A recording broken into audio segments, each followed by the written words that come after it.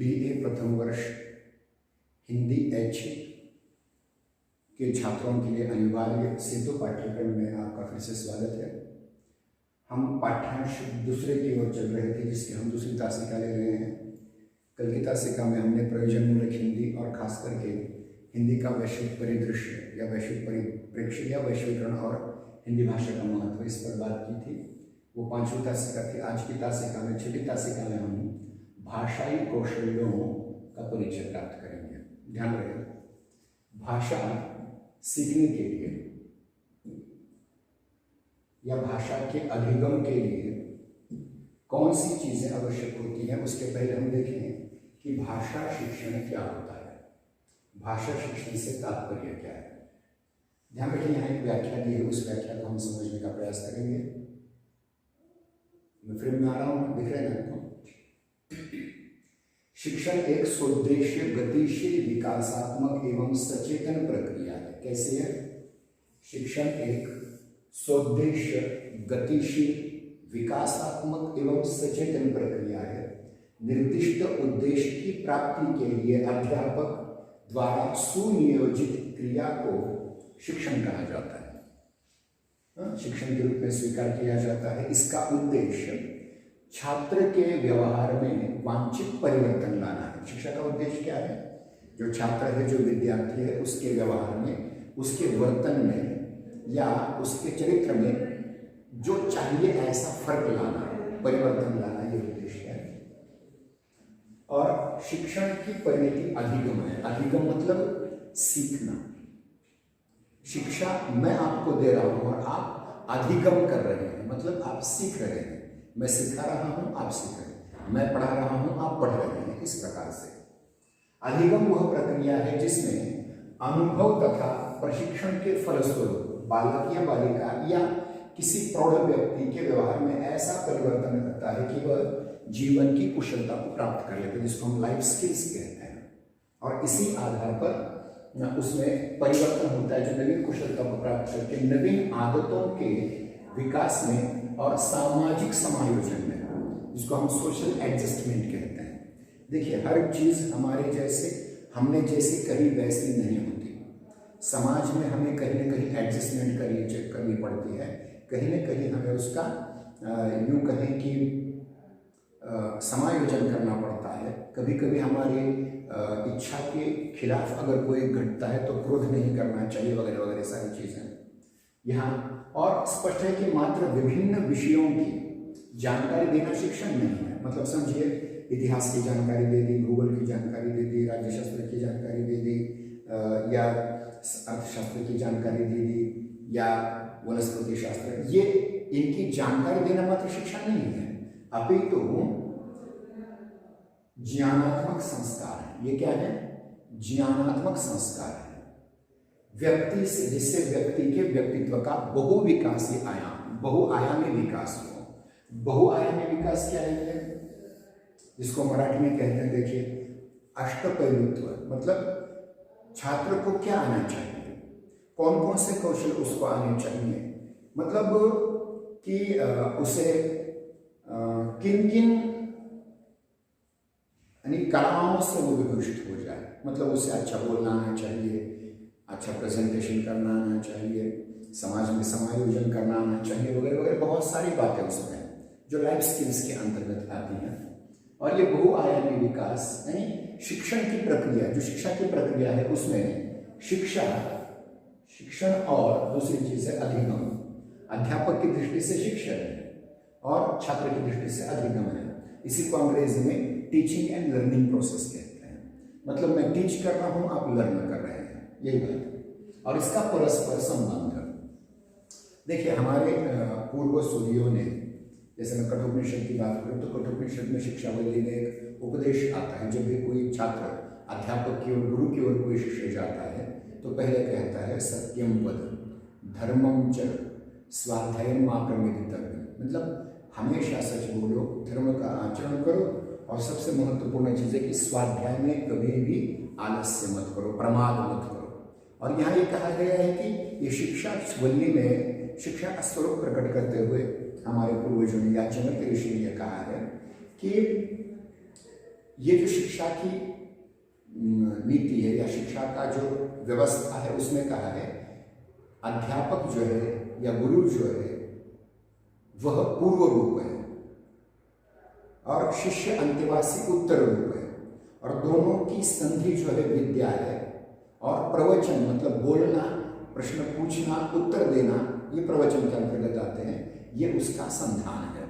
इसलिए महत्वपूर्ण बात क्या है कि शिक्षा की प्रक्रिया में शिक्षा देने वाला अध्यापक, अधिगम करने वाला विद्यार्थी या छात्र, इन दोनों के परस्पर संबंधों को लेकर के ये शिक्षा होती है। अगर हमने केवल बोलते ही रह गए, आपने सिर्फ सुना, कोई प्रतिक्रिया नहीं दी, तो सब व्यर्थ है। आपने केवल प्रश्न पूछे और हमने उत्तर नहीं दिए तो भी वो ठीक ढंग से प्रक्रिया नहीं होगी। इसलिए इस बात को महत्वपूर्ण स्थान है कि टीचिंग एंड लर्निंग की प्रोसेस में, शिक्षण और अधिगम की इस प्रक्रिया में दोनों शिक्षक और विद्यार्थी, शिक्षक और छात्र बहुत ही महत्वपूर्ण स्थान, बहुत भूमिका निभाते हैं। अब देखिए, अन्य विषयों की जानकारी देना, ज्ञान देना, ये ठीक है, अन्य विषयों को चल सकता है, लेकिन भाषा शिक्षा एक अलग उसमें प्रावधान रखती है। जैसे यानी भाषा सभी तरह के शिक्षण का माध्यम। आप समझिए, आप द्वितीय भाषा मराठी पढ़ते हैं, ठीक है, आपका हिंदी अच्छी है, इसलिए आपका शायद इतिहास हो सकता है, राज्यशास्त्र हो सकता है, तो इतिहास, राज्यशास्त्र, भूगोल या अर्थशास्त्र या फुले अम्बेडकर विचारधारा, ये सारे विषय किससे पढ़ते हैं? भाषा के माध्यम से। बिना भाषा के आप दुनिया को कोई भी विषय सीख नहीं सकते। आप दुनिया के किसी भी विषय में पारंगतता तभी प्राप्त करेंगे जब आपका अध्यापक और आप दोनों अच्छी तरह से भाषा पर पकड़ रखते हो। वरना अध्यापक क्या बोल रहा है वो छात्र के समझ में नहीं आ रहा है, छात्र क्या पूछ रहा है वो अध्यापक की समझ में नहीं आ रहा है। तो ये भाषा की कमियां उनकी हो सकती हैं। कुछ लोग कहते हैं मेरी अंग्रेजी खराब है, अंग्रेजी खराब नहीं होती, अंग्रेजी में हम खराब होते हैं। हमारी हिंदी खराब है, कुछ लोग कहते हैं, तो हिंदी खराब नहीं होती, हम जो हिंदी जानते हैं वो कम है हमारा। तो उसी प्रकार से भाषा को अगर सीखना है तो भाषा अगर आपकी ठीक नहीं है, भाषा पर आपका अधिकार नहीं है, तो आप किसी भी विषय को अधिकृत रीति से सीख नहीं सकते। इसलिए क्या कहा है, देखिए, भाषा की कमजोरी शिक्षा के उद्देश्य पूर्ति में सबसे बड़ी बाधा के रूप में आती है। अगर आप हिंदी पढ़ना चाहते हैं, इसलिए हम देखिए हिंदी भाषा की तासिकाएं क्यों ज्यादा ली, साहित्य की अब तो ली थी, और इसके बाद भी हम एक दो तासिकाओं के बाद साहित्य फिर से पढ़ाना आरंभ कर देंगे। हिंदी साहित्य का इतिहास इसमें आदिकाल, भक्तिकाल, रीतिकाल, आधुनिक काल, और जैसा कि हमारे पाठ्यक्रम में आदिकाल से लेकर के रीतिकाल तक का पाठ्यक्रम इस सत्र में है। अगले सत्र में या अगले वर्ष में हम आधुनिक काल को पढ़ेंगे, लेकिन हमने जो पाठ्यक्रम बनाया उसमें आधुनिक काल की कविताएं भी रखी हैं। मतलब एक ही समय आप आदिकाल, भक्तिकाल, रीतिकाल का भी अध्ययन करेंगे हिंदी साहित्य के इतिहास के रूप में, और आधुनिक कविताएं भी पढ़ेंगे। तो इस प्रकार से जो पाठ्यक्रम बनाया गया है, ये आपको जरूरी है कि आप सबसे पहले उस भाषा को समझें। हालांकि हमारे जो विश्वविद्यालय ने पाठ्यक्रम बनाया है उसमें भाषा पर वो द्वितीय या तृतीय वर्ष में आपको या चतुर्थ वर्ष में पढ़ाया जाएगा, परंतु इस वर्ष आपको ये भाषा की शिक्षा औपचारिक रूप से ग्रहण करने की ये आवश्यकता है। तो क्या है, भाषा शिक्षण औपचारिक रूप से सुनियोजित एवं सोद्देश्य प्रक्रिया है। मतलब हम सुनियोजित ढंग से पढ़ाते हैं, मतलब इतने दिनों तक वर्णमाला पढ़ानी है, इतने दिनों तक व्याकरण पढ़ाना है, इतने दिनों तक समास पढ़ाना है, इतने दिनों तक अलंकार पढ़ाना है, इतने दिनों तक रस पढ़ाना है, इतने दिनों तक भाषा विज्ञान पढ़ाना है। तो सुनियोजित और फिर सोद्देश्य प्रक्रिया है, जिसके द्वारा छात्रों में कुशलताओं का विकास किया जाता है। क्या किया जाता है? कुशलता का विकास। और ये क्यों, कौन सी कुशलताएं हैं? उन्हें कहा जाता है भाषाई कुशलताएं, जिसकी हम बात पहले करते हैं। सामान्यतः शिक्षा का अर्थ ये दिया जाता है, वह है ज्ञान प्रदान करना या फिर जानकारी देना या फिर कुशलता का विकास करना। परंतु भारतीय भाषा शिक्षण के संदर्भ में भाषा के सैद्धांतिक ज्ञान की कोई आवश्यकता नहीं है। ध्यान रखें, क्यों नहीं है इसकी आवश्यकता? भाषा के ज्ञान की, भाषा वैज्ञानिक ज्ञान की आवश्यकता इसलिए नहीं है कि भाषा में जो ध्वनियाँ होती हैं, भाषा में जो वर्ण होते हैं, अक्षर होते हैं, शब्द होते हैं, सार्थक शब्द होते हैं, निरर्थक शब्द होते हैं, भाषा में संज्ञाएं होती हैं, सर्वनाम होते हैं, विशेषण होते हैं, क्रिया विशेषण होते हैं, इन सारी चीजों को, इन सभी बातों को हम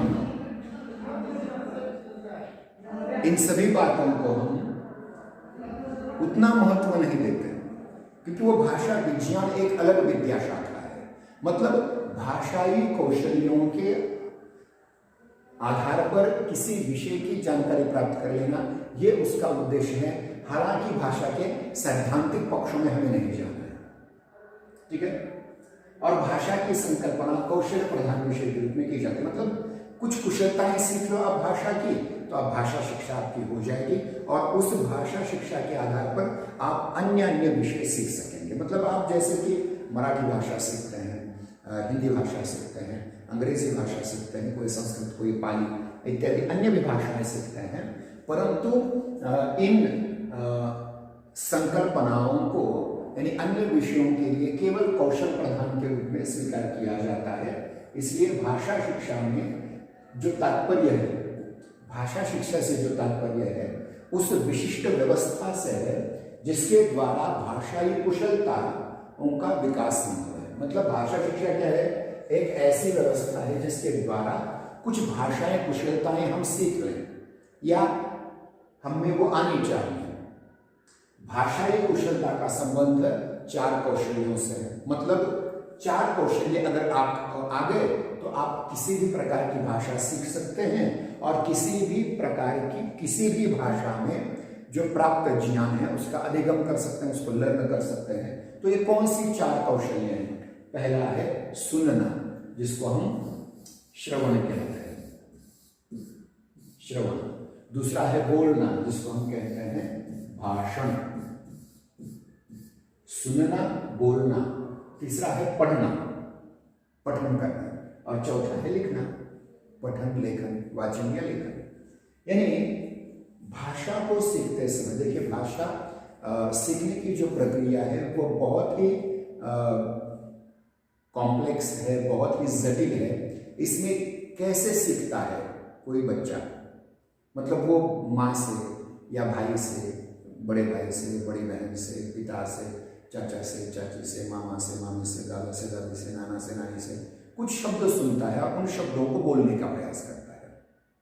तो सबसे पहले भाषा का जो कौशल्य है वो श्रवण कौशल्य या सुनने का कौशल्य है। पहले आपको अध्यापक क्या बोल रहे हैं उसको पहले ग्रहण करने आना चाहिए। और जैसे आप कुछ ग्रहण कर लेते हैं और आपसे जो प्रश्न पूछा जाता है तो आप बोलते भी हैं, वो भाषण हो जाता है। फिर उसके बाद जो लिखित रूप में आपको PDF दिए गए हैं, पुस्तकें दी गई हैं, उनको पढ़ना है, उसका भी एक कौशल है।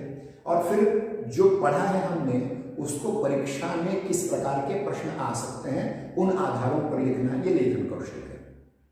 इसलिए भाषा शिक्षा में या भाषा शिक्षण में क्या हमें सीखना है? तो हमें सीखना है पहले हम सुने। देखिए, हमारा व्यवसाय तो बोलने का है, इसलिए हम बोलते रहते हैं, लेकिन किसी भी विषय में अगर आपको प्रगति करनी है तो उस विषय के ज्ञानी व्यक्ति की बातें सुननी चाहिए, क्योंकि उसके पास अनुभव होता है, ज्ञान होता है। फिर वो सुन करके हम थोड़ा बहुत बोलने लग जाते हैं उस विषय पर।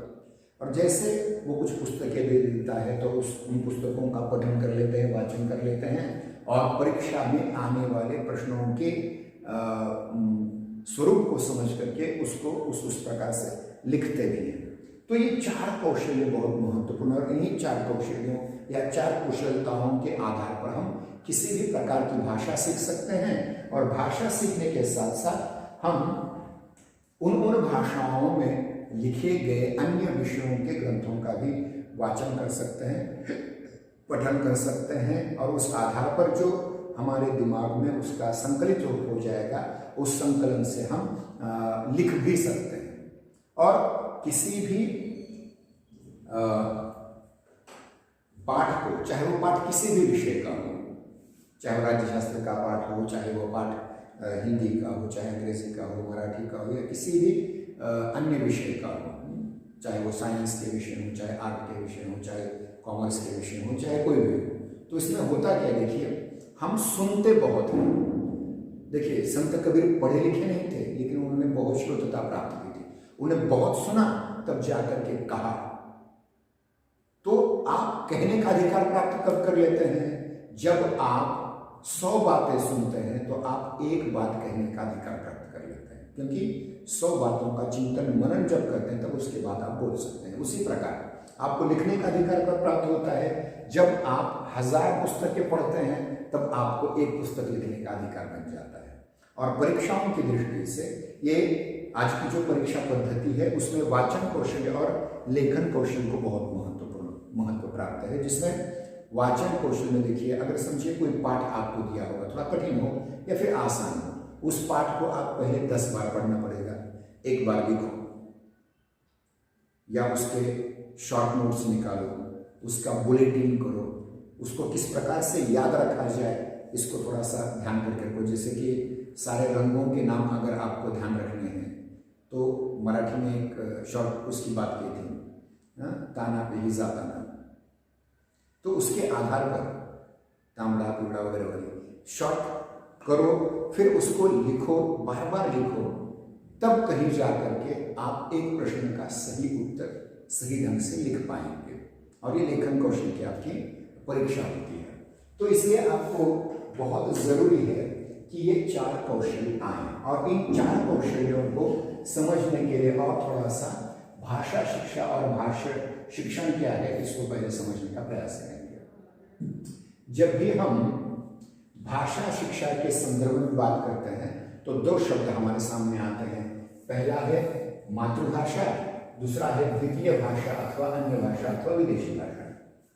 मतलब सबसे पहले हम जो सीखते हैं वो मातृभाषा सीखते हैं। और आपको पता है दुनिया में सबसे ज्यादा भाषा में योगदान माताओं का होता है, क्योंकि माँ जो सिखाएगी वही बच्चा सीखेगा। और आपकी जानकारी के लिए कह दूं, ये शिक्षा जो शब्द है ना, शिक्षा शब्द का अर्थ ही है वर्णोच्चारण शिक्षा।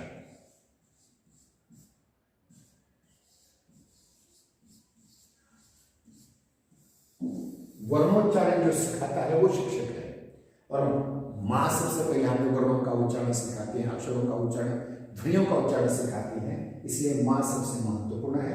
और जब हम मातृभाषा का अध्ययन करने जा रहे हैं, ध्यान दीजिएगा कि मातृभाषा का शाब्दिक अर्थ होता है माँ की भाषा। भाषा किसकी है? माँ की, मातृभाषा। जो बालक है, बालक या बालिका माँ के सानिध्य में रह करके जो भाषा सीखता है उस भाषा को हम मातृभाषा बोलते हैं। और मातृभाषा को बालक किससे सीखता है?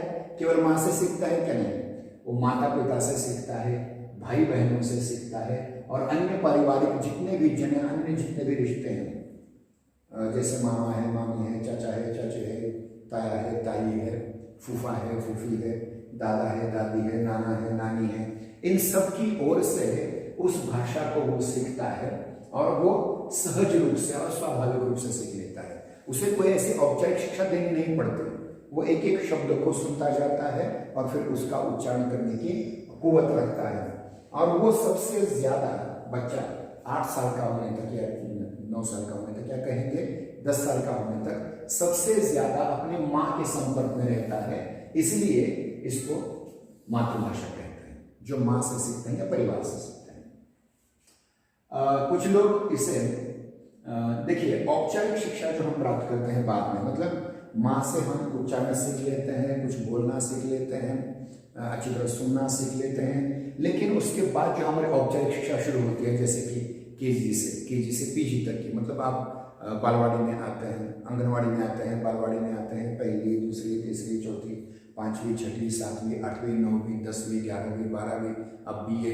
तो ये पढ़ते समय इन शिक्षाओं में भाषा की औपचारिक शिक्षा आपको दी जाती है, और अनौपचारिक शिक्षा मिलती है आपको परिवार में मिलती है।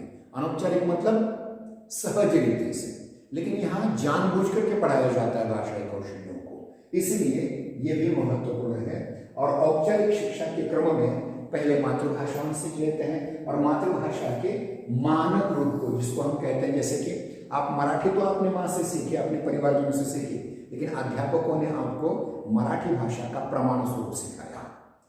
और जैसे मैं आपको हिंदी का मानक रूप पढ़ा रहा हूँ, वो मानक रूप पढ़ते हैं। और ध्यान रखिए, कोई भी भाषा में ये मानक रूप किसी क्षेत्रीय भाषा का, जैसे कि हिंदी का जो मानक रूप है वो मूलतः खड़ी बोली हिंदी है, जिस पर हमने तीसरी क्लास चौथी क्लास सिखाई थी।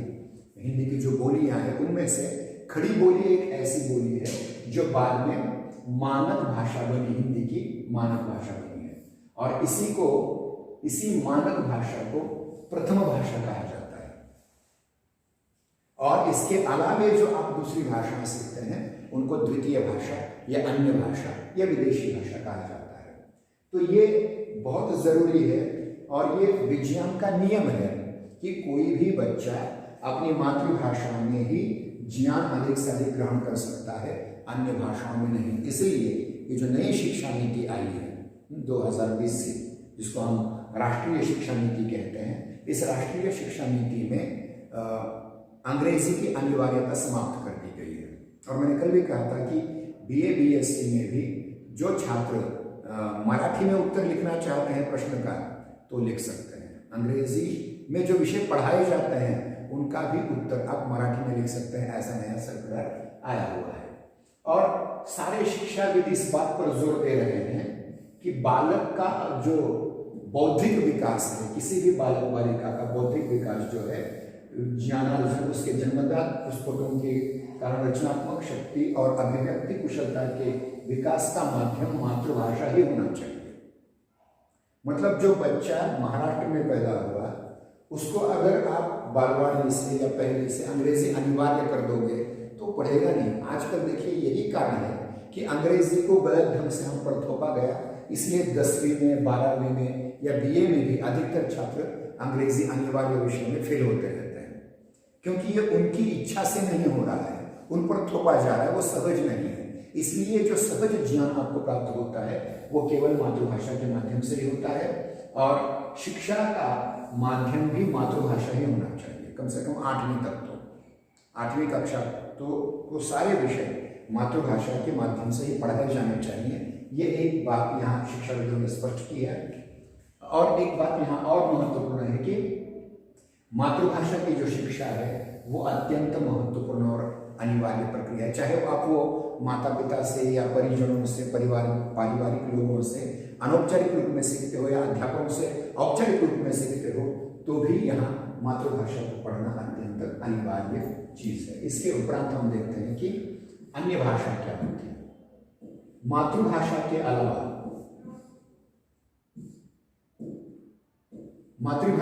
अलावा जो भाषाएं होती हैं उनको अन्य भाषाएं कहते हैं। और इसमें भी 2 वर्ग होते हैं। पहला वर्ग होता है ऐसी भाषाएं जो अपने देश की हो, अन्य भाषाएं लेकिन अपने देश की, जैसे कि हम मराठी भाषा हैं और मराठी भाषाओं के लिए हिंदी अन्य भाषा है। मराठी भाषाओं के लिए कन्नड़, मलयालम, तेलुगु, तमिल, कश्मीरी, डोगरी, बोडो, मैथिली, राजस्थानी हिंदी, पश्चिमी हिंदी, पूर्वी हिंदी, ये सारी भाषाएं एकदेशी हैं परंतु अन्य भाषाएं हैं, मराठी के अलावा की अन्य भाषाएं हैं। और कुछ ऐसी उनको देशीय भाषा कहा जाता है।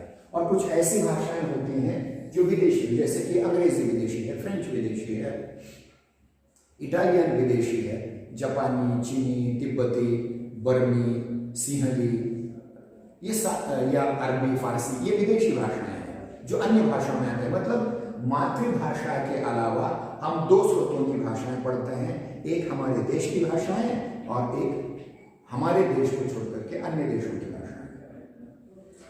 आइए जल्दी आवाज धीरे से बैठ जाओ। और देखिए इनमें से और 2 वर्ग होते हैं, और 2 वर्ग होते हैं इसमें। मतलब देशी भाषाएं तो हैं लेकिन देशी भाषाओं में भी 2 स्रोत होते हैं, समस्रोत और विषम स्रोत। जैसे भारतीय भाषाओं में 2 प्रधान स्रोत हैं।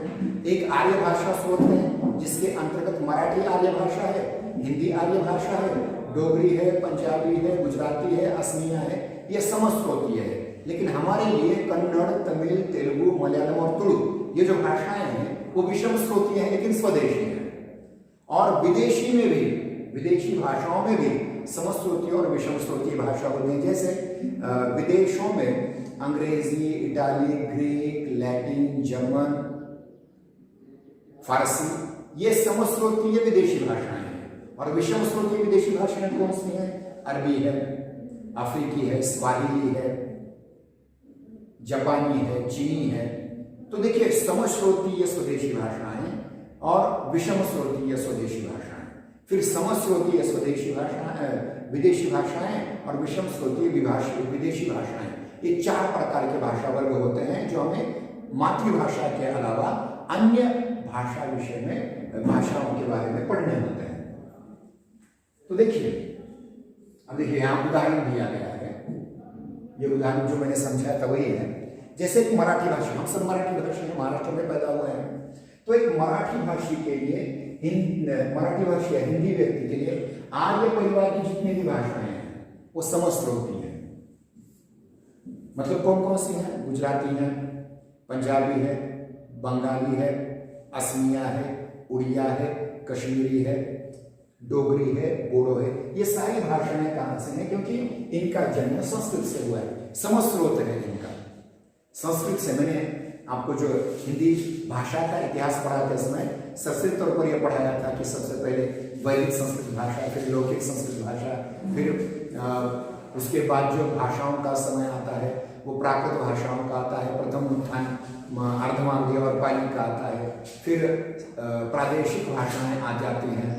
फिर उसके उपरांत प्रादेशिक भाषा, प्रादेशिक प्राकृतों के बाद प्रादेशिक अपभ्रंश आती हैं। और इन्हीं प्रादेशिक अपभ्रंशों से जो भाषाएं निकली हैं उन्हीं को समस्रोतीय या संस्कृत से निकली हुई भाषाएं कहा जाता है।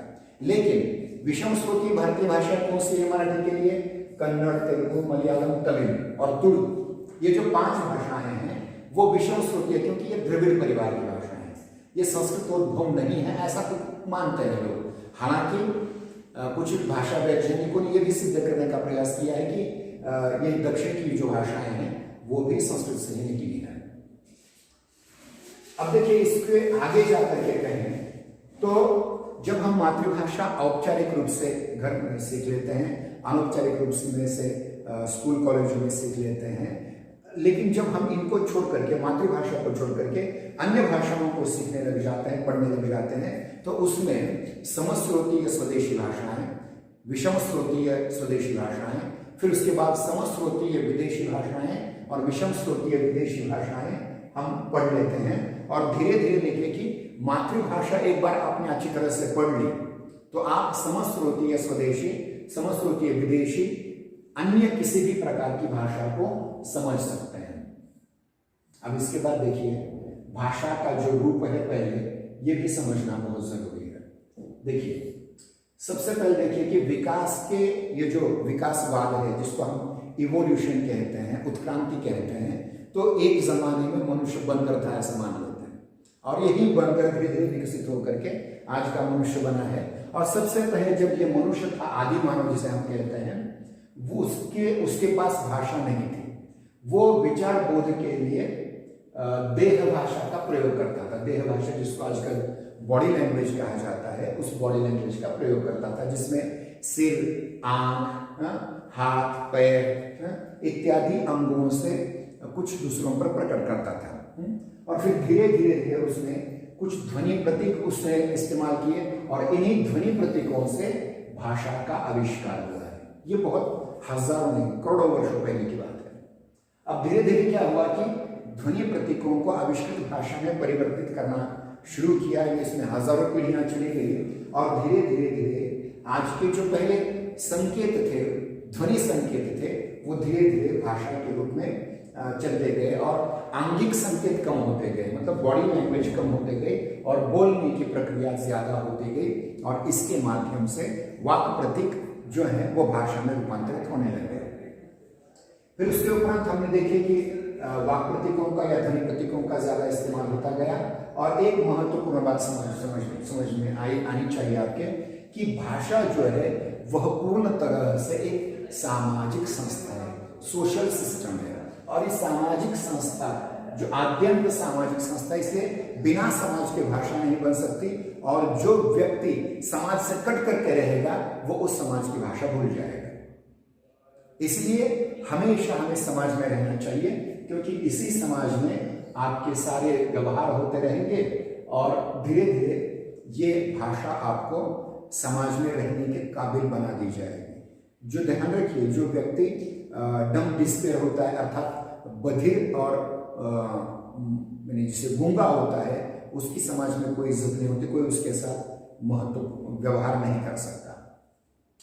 और देखिए, जो भाषा मूलतः वाचिक या मौखिक उपलब्धि है, अभिव्यक्ति है, वह वर्तमान में सम्मुख लोगों के उपस्थित लोगों के समक्ष विचार अभिव्यक्ति के लिए उसका विचार किया जाता है। लेकिन सभ्यता के विकास के साथ साथ मानव ने अपनी अनुपस्थिति को पीछे छोड़ दिया। सूचना पीछे छोड़ जाने के लिए, सूचनाओं को भंडारित करने के लिए, किसी अनुभव को सुरक्षित रखने के लिए, विचारों को सुरक्षित रखने के लिए एक नया आविष्कार कर दिया, उसे कहते हैं रेखांकन, चित्रांकन। और इसी रेखांकन और चित्रांकन से बाद में लिपि का आविष्कार हुआ। ध्यान दें इधर, सभी ध्यान दें इधर, वो बाद में देखिए, मैं आपको बाद में वीडियो भी डालने वाला हूं, लेकिन जब तक आप कक्षा में उपस्थित हैं, तासिका में उपस्थित हैं, तो ध्यान देना आपका कर्तव्य हो जाता है। तो जो पहले जो आदि मानव था, वो जिन गुफाओं में रहता था या जिन भवनों में रहता था, उन गुफाओं की दीवारों पर वो पहले चित्र बनाता रहता, और यहाँ से चित्रलिपि का विकास हुआ। फिर वो लकड़ी पर लिखने लगा, फिर पत्थरों पर लिखने लगा, फिर कम टिकाऊ चीजों पर लिखने लगा, और धीरे धीरे धीरे ये जो चित्राक्षर है या तिलाक्षर है, उनसे बाद में लिपि का आविष्कार हुआ, लिपि का विकास हुआ। और जो हम बोलते हैं उसको सुरक्षित रखने के लिए इस लिपि का आविष्कार हुआ। अब तो वीडियो भी है, ऑडियो भी है, बहुत हम विकसित हो चुके हैं। लेकिन याद कीजिए, उस समय जब मनुष्य ने भाषा का आविष्कार किया था, वो भूलते जा रहा था, तो जो वो भूल रहा था उसको उसने अंकित करने का प्रयास किया, लिखित करने का प्रयास किया, और वहीं से लिपि का आविष्कार हुआ। अब देखिए, संस्कृत में जो भाषा शब्द है वो भाष धातु से बना है, जिसमें आंग प्रत्यय लगा है। क्या है? भाष धातु है, और इसमें आंग प्रत्यय लगा है। भाष धातु को आंग प्रत्यय लगाने से भाषा शब्द बनता है, और इसका अर्थ है कहना या बोलना। बोलना, भाषा मतलब बोलना या कहना। यानी जब मनुष्य विचार करता है, अपने अनुभव प्राप्त कर लेता है और किसी अन्य पर प्रकट करता है, तो वो भाषा का सहारा लेता है, वो भाषा का सहारा लेता है, भाषा की सहायता लेता है। इसलिए प्रसिद्ध ग्रीक या यूनानी दार्शनिक ने, प्लेटो, जिनको अफलातून भी कहा जाता है, उन्होंने क्या कहा है? विचार आत्मा की मूक या अध्वन्यात्मक बातचीत है। मतलब आपके मन में जो विचार चल रहे हैं वो एक भाषा ही है, लेकिन उसको ध्वनि प्राप्त नहीं है। और मेरे मन में जो विचार है, मैं उनको ध्वनि रूप में प्रकट कर रहा हूं, तो ये भाषा है। जब वही विचार ध्वन्यात्मक होकर के होठों पर प्रकट हो जाते हैं, तो उसे भाषा नाम देते हैं। मतलब जो मनुष्य विचार करता है अपने मन के भीतर, अपने चित्त के भीतर, वही विचार जब वो ओठों पर लाता है तो भाषा बन जाती है। यानी भाषा, विचार क्या है? अध्वन्यात्मक बातचीत है। और विचार क्या है? विचार न बोले हुई भाषा है। इस प्रकार से बात हमने की थी। और एक महत्वपूर्ण बात इससे पता चलती है कि अनेक भाषा शास्त्रियों ने भाषा की परिभाषा करने का प्रयास किया है, और यह है भाषा पूरी तरह से मानवीय क्रिया है। ये अन्य प्राणियों में नहीं मिलती। भाषा पूरी तरह से मानवीय क्रिया है, और वह वागतंत्र से, जो वागतंत्र है ना, यहाँ से नाभि से लेकर के पूरी तरह से, जो हमने उसकी चित्र निकाल कर दिखाया था, उसमें मतलब उसमें क्या क्या है? देखिए, नाभि है, अन्न नलिका है, श्वास नलिका है, यहाँ कंठ है, कंठ का स्वतंत्र है, स्वरयंत्री है, स्वरयंत्री आवरण है। फिर उसके बाद जिह्वा मूल है, जिह्वा के अलग अलग भाग हैं, जिह्वा मूल, जिह्वा पश्च, जिह्वा अग्र, फिर जीवा की नोक, फिर उसके बाद दांत हैं, होंठ हैं, कठोर तालु है, मूर्धा है, कोमल तालु है, काकल्य है, अलिजिह्व है। ये सारे जो वाग्यंत्र हैं, उन वाग्यंत्रों से उत्पन्न जो ध्वनि प्रतीक हैं और विचार, भावना और इच्छाओं के संचार में यह विनिमय का असहज वृत्तिक तरीका भाषा है। क्या है, देखिए फिर से पढ़ता हूं। भाषा पूरी तरह मानवीय प्रक्रिया है और वह वाग्तंत्र से उत्पन्न प्रतीकों द्वारा विचारों, भावनाओं और इच्छाओं के संचार या विनिमय का, आदान प्रदान का असहज वृत्तिक तरीका है। असहज, सहज नहीं है। सहज तो केवल हो जाता है, लेकिन किसी के सामने हम कुछ प्रकट करते हैं तो विचार करके प्रकट करते हैं, तो ये असहज वृत्तिक है। अब देखिए भाषा क्या होती है। भाषा मनुष्य के उच्चारण अवयव, जिनका मैंने अभी उल्लेख किया था, उन अवयवों के द्वारा उचित यादृच्छिक, ध्यान रखिए शब्द क्या है, यादृच्छिक। यादृच्छिक मतलब जैसी इच्छा हो वैसा। समझिए, उस दिन मैंने एक उदाहरण दिया था, स्त्री शब्द अगर मुझे उच्चारण करना है तो नारी शब्द का उच्चारण करूंगा मैं मेरी दृष्टि से, जो मुझे शब्द मेरी इच्छा के अनुसार जो शब्द मुझे योग्य लगेगा उस शब्द का मैं उच्चारण वहां करूंगा। मैं कभी छात्र शब्द का इस्तेमाल करता हूं, कभी विद्यार्थी शब्द का इस्तेमाल करता हूं, ये मेरी इच्छा है। तो यादृच्छिक ध्वनि प्रतीकों की वह व्यवस्था है जिसके द्वारा समाज के लोग परस्पर सहयोग करें। भाषा में सबसे महत्वपूर्ण बात क्या है, एक दूसरे से सहयोग करना। बिना सहयोग के समाज नहीं हो सकता, और समाज में सहयोग के लिए भाषा बहुत जरूरी है। और इस आधार पर हम ये कह सकते हैं कि भाषा की सत्ता मूलतः मानसिक होती है। भाषा का अस्तित्व मूलतः मानसिक होता है, फिर बाद में वह मुख द्वारा प्रकट होती है। वह ध्वनि प्रतीकों के रूप में मूर्त अथवा व्यक्त होती है। मतलब जो विचार हमारे मन में है, मानसिक स्थिति में है, वे सारे विचार ध्वनि प्रतीकों के रूप में मूर्त होकर के आकार ग्रहण करके बाहर व्यक्त होते हैं। फिर ये ध्वनियां तो पशु पक्षी भी उत्पन्न करते हैं, लेकिन उनकी ध्वनियों को भाषा नहीं कहा जा सकता। इसलिए केवल मनुष्य की ध्वनि, या यूं कहेंगे कि उच्चारण अवयवों से उच्चरित ध्वनि को ही भाषा कहा जाता है। अन्य पशु पक्षियों की ध्वनियों को उच्चारण भाषा नहीं कहा जा सकता। फिर उसके बाद भाषा वक्ता के विचारों को श्रोता तक पहुंचाती है, अर्थात उससे विचार विनिमय होता है। मतलब मैं वक्ता हूं, आप श्रोता हैं, मैं वक्ता हूं, आप श्रोता हैं, तो मैं अपने विचार भाषा के माध्यम से आप तक पहुंचा रहा हूं, ये विनिमय है। अगर आपको कोई बात समझ में नहीं आए तो आप उठ करके प्रश्न जब पूछेंगे तो ये पूरी तरह से विनिमय हो जाएगा। फिर भाषा क्या है, देखिए और महत्वपूर्ण बात कह रही यहां, वो यह है कि भाषा मानवीय उच्चारण अवयवों से निश्चित ध्वनि समष्टि है। समष्टि का मतलब होता है समुदाय, ध्वनियों का समुदाय है। इसका मानवीय उच्चारण अवयवों से, मानवीय उच्चारण अवयवों से जो ध्वनि निकलती है, निश्चित मतलब निकलने वाली ध्वनि, वह उसी को भाषा कहा जाता है। और ये ध्वनि समष्टि सहज होती है, जैसे भूख प्यास, जैसे आपको प्यास लगी आपने पानी पिया, ठीक है, उसी प्रकार से भूख लगी आपने खाना खाया। आपको किसी प्रकार का भय उत्पन्न हुआ आपके मन में, तो फिर ये उसी प्रकार से अपने विचारों को अनायास रूप में लोगों के सामने प्रकट करना, ये हमारी सहज प्रवृत्ति है। देखिए ईश्वर ने एक ऐसी घटना कराई, जैसे मैं भूख प्यास की बात कर रहा था, आपको प्यास लगी आपने पानी पिया, ये ईश्वर की व्यवस्था है, मैं इसमें कोई अंतरण नहीं कर सकता। उसी प्रकार से आपको जो चीजें समझ में आई हैं, आपके मन में हमेशा ये बात रहती है कि मेरी बात जो समझ में आई मैं दूसरे को बताऊं, बराबर ना। इसलिए संत रामदास ने उस जमाने में कहा था, जे जे अपना शिखावे ते ते त्रंशी सांगावे, शहानी करो सोढ़ावे अवघे जगह। क्या कारण है इसके पीछे? मुझे जो बात समझ में आई, जैसे मैं मोबाइल पर देख रहा हूं, मुझे पता चला विक्रम गोखले जी का निधन हुआ, तो मैंने झट से सबको समझने के लिए फेसबुक पर उनको श्रद्धांजलि दे दी, क्योंकि अभिव्यक्त हुआ मैं, तो ये तो अत्याधुनिक साधन हुआ। फिर मैं कहूंगा अरे आपने सुना क्या, बहुत प्रसिद्ध अभिनेता विक्रम गोखले जी का 77वें वर्ष निधन हो गया। समझ में आएगा? अब विक्रम गोखले सुनकर के क्या क्या याद आता है? विक्रम गोखले के पिताजी चंद्रकांत गोखले, उनकी माता जी दादी जी कमला गोखले और उनकी परदादी, ये भारतीय सिने सृष्टि में पहली अभिनेत्री थी। उनकी दादी परदादी बाल कलाकार के रूप में, फिर कमला गोखले अभिनेत्री के रूप में, चंद्रकांत गोखले। तो ये 4-5 पीढ़ियों का जो इतिहास है वो विक्रम गोखले नाम सुनकर के आपके सामने आता है। यही बात आपको सहज रूप में आप अभिव्यक्त हो जाते हैं जब आपको कोई नई बात पता होती है ना। जैसे नई बात क्या है आज की सबसे बड़ी वार्ता क्या है?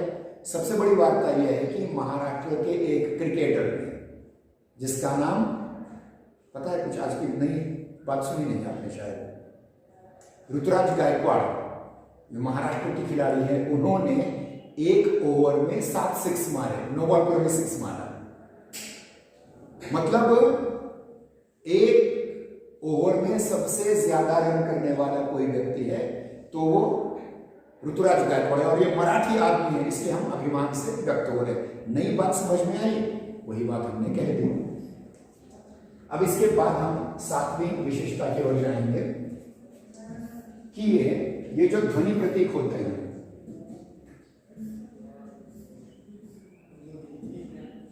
ये जो ध्वनि प्रतीक होते हैं वो यादृच्छिक होते हैं। मतलब वक्ता की इच्छा के अनुसार उनका प्रयोग किया जाता है। सार्थक भी होते हैं लेकिन ये अर्थ जो होता है उस शब्द पर आरोपित होता है। जैसे मैंने उस दिन भी कहा था कि इसे पेन कहते हैं, तो पेन शब्द इस वस्तु के लिए प्रतीक के रूप में है। ये कुर्सी है, कुर्सी शब्द उस वस्तु के लिए प्रतीक के रूप में प्रयुक्त हो रही है। मैं जो हूं डॉक्टर विनोद कुमार व्यासराव सर, ये इस शरीर के लिए प्रतीक शब्द है।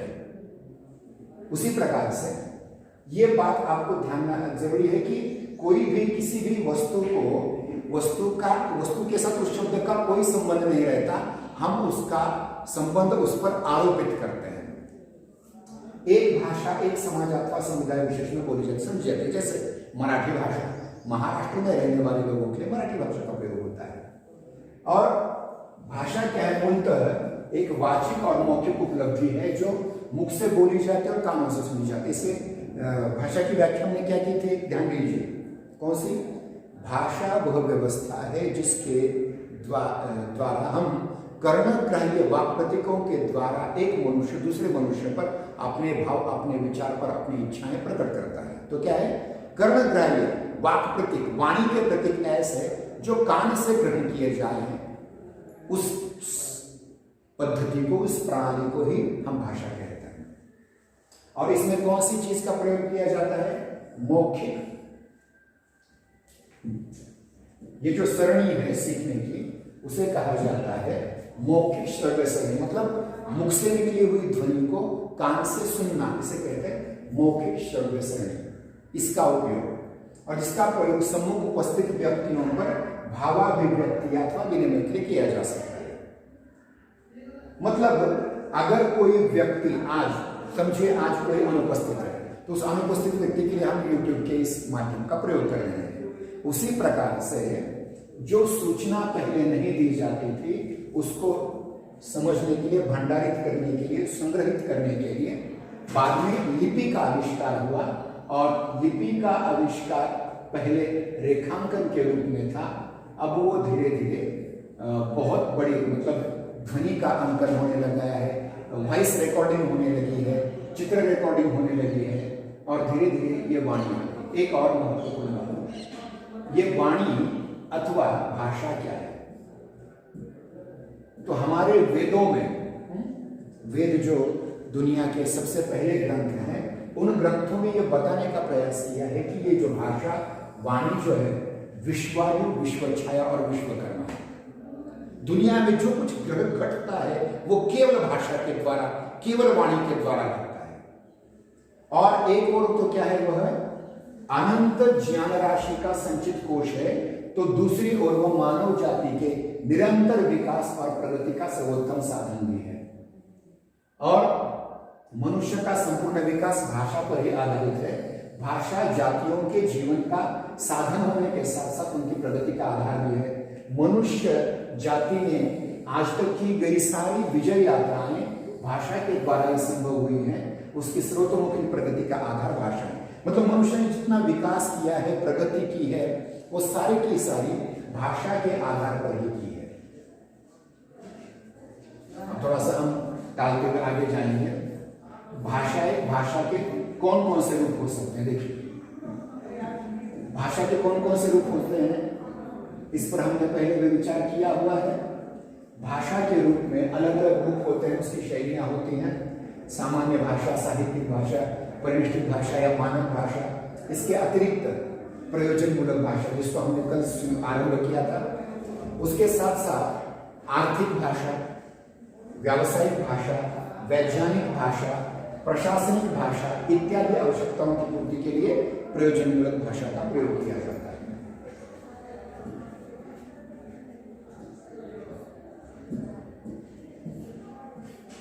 अब देखिए, अब जिस हिंदी की बात हम कर रहे हैं, जो प्रयोजनमूलक हिंदी के अंतर्गत आती है, उसमें सबसे पहले है वैज्ञानिक और तकनीकी हिंदी। जैसे बीएससी के छात्र, अब उसमें भी शायद कोई भी विषय हो, वो हिंदी में से पढ़ाया जा सकता है। तो इसके अंतर्गत क्या आता है? भौतिक शास्त्र, रसायन शास्त्र, वनस्पति शास्त्र, जीव शास्त्र, जिसको हम प्राणी शास्त्र कह सकते हैं।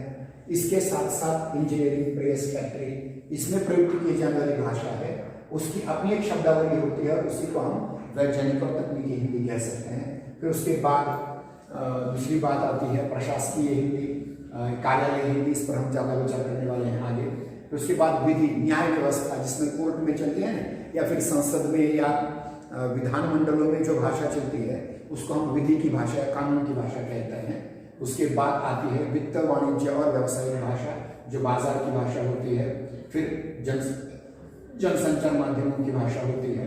अब ये सारी भाषाएं सीखने के लिए जो सीखने की प्रक्रिया है, भाषा शिक्षण की जो प्रक्रिया है, उस प्रक्रिया में हमने सबसे पहले मातृभाषा और अन्य भाषा शिक्षण की प्रक्रिया की बात करी थी।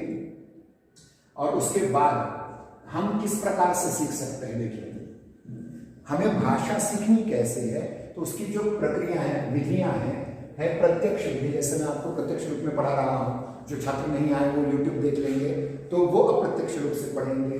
फिर स्वाभाविक विधि, मनोवैज्ञानिक विधि, ध्वनि वैज्ञानिक विधि, वाचन विधि, व्याकरण विधि, संकलन विधि, इकाई विधि, भाषा नियंत्रण विधि, अनुकरण विधि, अभ्यास सिद्धांत विधि, सजातीय विधि, द्विभाषीय विधि, अनुवाद विधि, व्याकरण अनुवाद विधि इत्यादि प्रकार से हम भाषा को सीखते हैं। मतलब भाषा सीखने के प्रत्यक्ष, स्वाभाविक, मनोवैज्ञानिक, ध्वनि मतलब ध्वनियों का उच्चारण करके आपसे उच्चारण करवा लेना, ये भी पद्धति है। पढ़ करके दिखाना, वाचन करना, जो इस समय पढ़ करके सिखा रहा हूँ, ये विधि है। व्याकरण की विधि है, संकलन विधि है, वगैरह वगैरह। अब इसके साथ में ध्यान रखिए, दुनिया का कोई भी विषय आप अगर पढ़ रहे हैं तो वो विषय भाषा के आधार पर ही पढ़ते हैं। तो किस भाषा में पढ़ते समय क्या करना पड़ेगा? तो भाषाई कौशल्यों पर केंद्रित ये प्रक्रिया है। और इस 4 कौशल्य हमने कहे थे। कौन कौन से कौशल्य हैं? पहला है श्रवण, दूसरा भाषण, तीसरा वाचन या पठन और चौथा लेखन। इन 4 कौशल्यों की जहां बात आई है, श्रवण, भाषण, वाचन, लेखन, इन कौशल्यों का विकास करना जरूरी है। फिर प्रयोग कौशल्य जो है, अलग अलग पद्धति के नियम, भाषा अधिगम करते समय उसकी सैद्धांतिक जानकारी न देना है। आपको तो केवल मैंने कह दिया कि ठ ये उच्चारण मूर्धन्य कोमल महाप्राण है, कठोर महाप्राण है, तो केवल कहने से काम नहीं चलेगा। मैं आपसे ठ का उच्चारण जीभ मूर्धा में लगाकर करना कहूंगा, तो ये प्रयोगात्मक विधि है। उसके उपरांत भाषा के मानक रूप का अधिगमन करना है। जो हिंदी में मानक हम पढ़ा रहे हैं वो, उसी प्रकार भाषाई आदतें हमारी होनी चाहिए। और मैं बार बार कहता हूं कि जिस भाषा को आप सीखना चाहते हैं उसमें आपको सबसे पहले सपने देख आने चाहिए उस भाषा में। अब मैं तो हिंदी में थोड़ी बहुत कुशलता मैंने प्राप्त की है, तो मुझे सपने आते हैं तो वो भी हिंदी भाषा में आते हैं। मैं व्यासपीठ पर जाकर बोलता हूँ तो हिंदी में बोलता हूँ। मुझे मराठी या अन्य भाषा में बोलने में तकलीफ इसलिए होती है क्योंकि वो मेरी सहजात भाषा नहीं बन चुकी है। उसी प्रकार से आपको, और फिर ध्यान रखिए कि किसी भी भाषा का उसकी संस्कृति के साथ एक सहज संबंध होता है। और ये सहज संबंध ये आपको संस्कृति, मतलब आप घर में, आप समझिए मराठी व्यक्ति हैं, तो मराठी व्यक्ति के घर में सबसे बड़ा महोत्सव होता है वो गणेशोत्सव होता है। तो गणेशोत्सव में जो आरती गाई जाती है संत रामदास जी ने लिखी हुई, आप सबको याद होती है। कारण क्या है? क्योंकि वो हमारी भाषा से संबंधित है। तो ये बहुत जरूरी है, हमारी भाषा और हमारी संस्कृति एक दूसरे से सापेक्ष होते हैं। और भाषाई कौशल्य में जो हमने बात की थी, अब इस चित्र को थोड़ा सा देख लीजिए। ये जो मानचित्र है आपके सामने, उसको थोड़ा सा देखने का प्रयास कीजिए।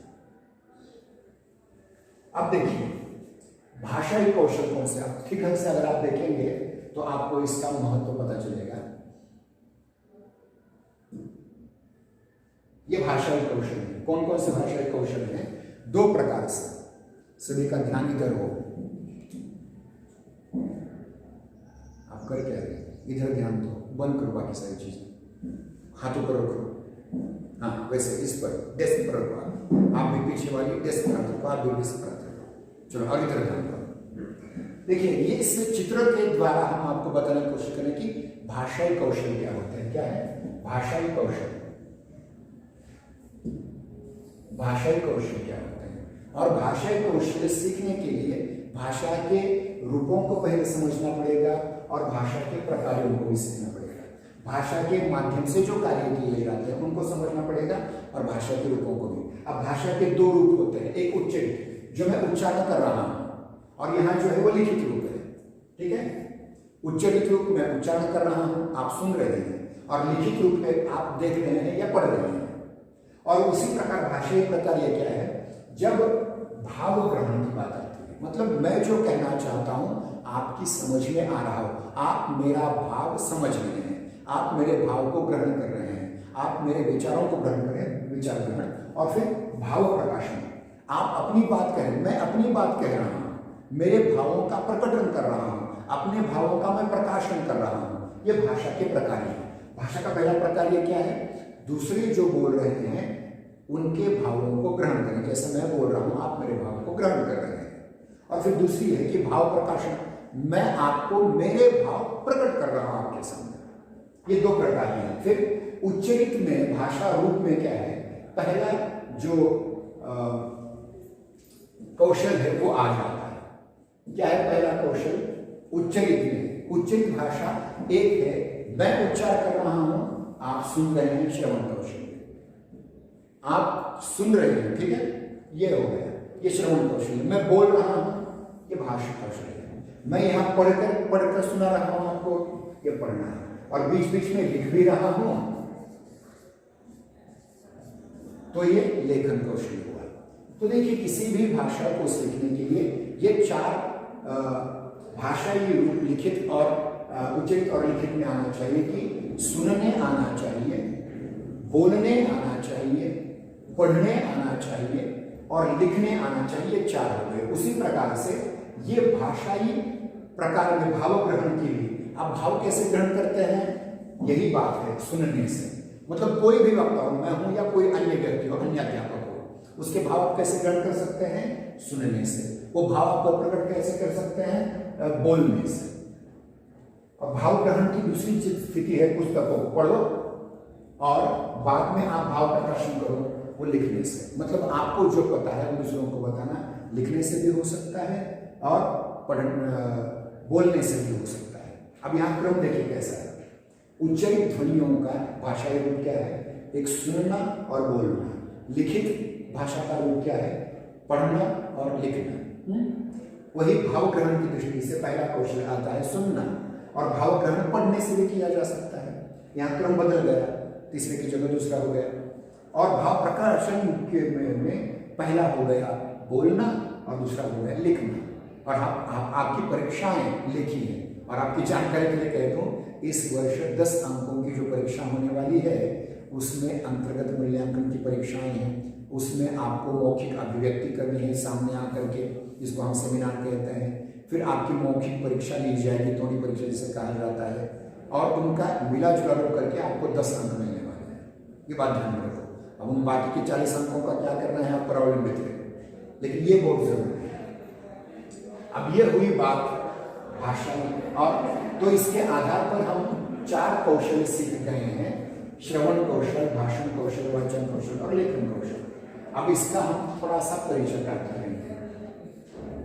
सुनना, संस्कृत की जो धातु है श्रु धातु, श्रु धातु से श्रवण शब्द बना है, जिसका संबंध सुनने की प्रक्रिया है। सिर्फ सुनना नहीं, ध्यानपूर्वक सुनना, अध्ययन करना, अधिगम करना, लर्निंग करना, हाँ, तो ये बहुत जरूरी चीजें हैं। और कोई भी बालक, जो छोटा बच्चा होता है, बालक बालिका होती है, वो सबसे पहले भाषा ही बड़ोचा सुन करके ही सीखता है। फिर उसके बाद इसके 3 प्रकार होते हैं। पहला प्रकार है इसमें कि भाषा की सार्थक इकाइयों का सहज ज्ञान, जैसे शब्द, उसको समझो, फिर अवधारणा उसकी पक्की बता दो। अगर शक्ति शब्द है, ऊर्जा शब्द है, इस शक्ति और ऊर्जा में अंतर क्या है, दोनों की अर्थ विभेद क्या है, ये पहले आपको समझना पड़ेगा, उसकी अवधारणा को।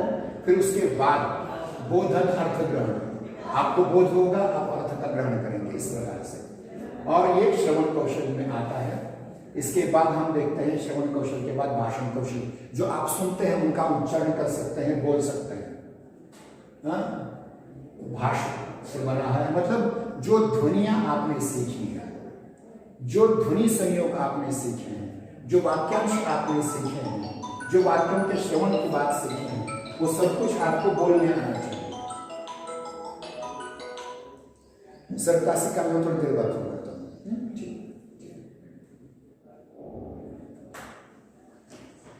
तो देखिए ये संभव हो जाता है, मतलब उच्चारण करने से पहले, बोलने से पहले हमें ध्वनियां क्या है समझना पड़ेगा। श की ध्वनि और श की ध्वनि में अंतर क्या है, स, श और श, इन तीनों में अंतर क्या है, कब इसका उच्चारण करना चाहिए, वाक्यांश कैसे बनाने चाहिए, और उसका अर्थ की प्रक्रिया क्या होती है, इसको समझना बहुत जरूरी है। इसको भी एक और आलेख के द्वारा हम समझने का प्रयास करेंगे। क्या है, देखिए भाषण कौशल क्या है। 2 मिनट उच्चारण,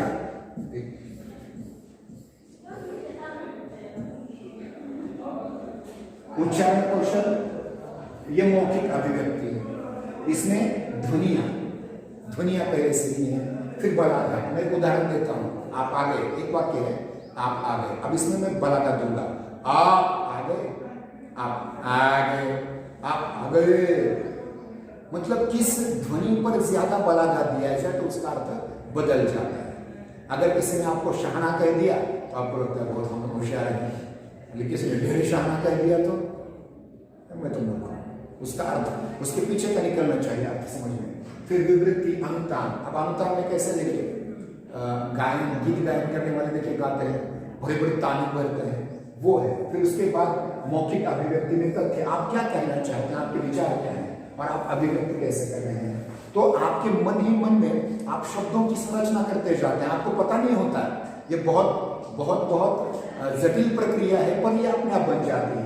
किस शब्द को हम किस प्रकार से रच रहे हैं, उसकी आर्थिक संरचना क्या है, उसकी व्याकरणिक संरचना क्या है, इस आधार पर आप इस भाषण कौशल का चयन कर सकते हैं। अब केवल वाचन और लेखन रह गए, 2 मिनट में हम पूरा करेंगे। ये उच्चारण में आ जाता है भाषण में, मौखिक अभिव्यक्ति,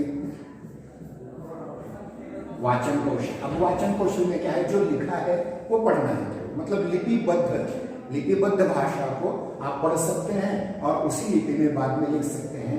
और इसमें देखिए वाचन करते समय आप एकाग्र हो जाते हैं, बराबर है। कोई पुस्तक निकाली, 2-4 पंक्तियां पढ़ी तो आप एकाग्र होकर के उस ज्ञान राशि को संचित करने में लग जाते हैं।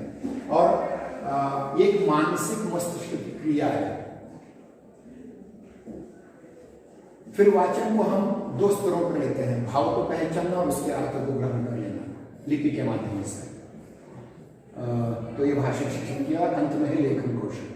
आप जो पढ़ते हैं आप उसे लिख सकते हैं। और मैं बार बार कहता हूँ, आपके जितने भी विषय हैं, चाहे आप अंग्रेजी कंपलसरी पढ़ रहे हो, द्वितीय भाषा मराठी पढ़ रहे हो, ऐच्छिक हिंदी की 2 प्रश्न पत्रिकाएं हैं, इतिहास, भूगोल, राज्यशास्त्र, अर्थशास्त्र, समाजशास्त्र, या खुले आम विचारधारा पढ़ रहे हो, तो क्या करना है, उस पुस्तक को पढ़ करके 10 बार पढ़ो उस परिच्छेद को और 1 बार लिखो।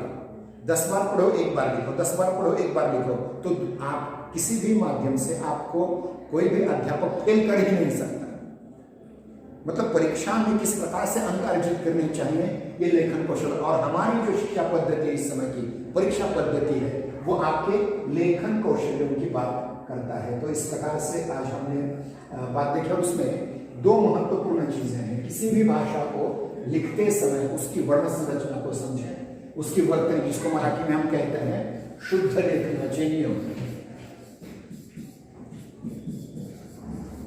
शुद्ध लेखन, ये आपको आना चाहिए। और भाषा की संरचना, वर्ण कैसे बनते हैं, अक्षरों से बनते हैं, पहले मैं कहता ध्वनियां वर्ण बनते हैं। तो ये सारी ध्वनियां, जैसे कभी कभी खड़ी पाई, पड़ी पाई, वृत्ताकार, अर्धवृत्ताकार, ये सारी चीजें। और वर्तनी में मतलब अ की मात्रा, आ की मात्रा, ई की मात्रा, ई की मात्रा, उ की मात्रा, ऊ की मात्रा, संयुक्त व्यंजन, संयुक्त स्वर, इन सबको आपको उसका अध्ययन करना बहुत जरूरी है, उसकी रचना।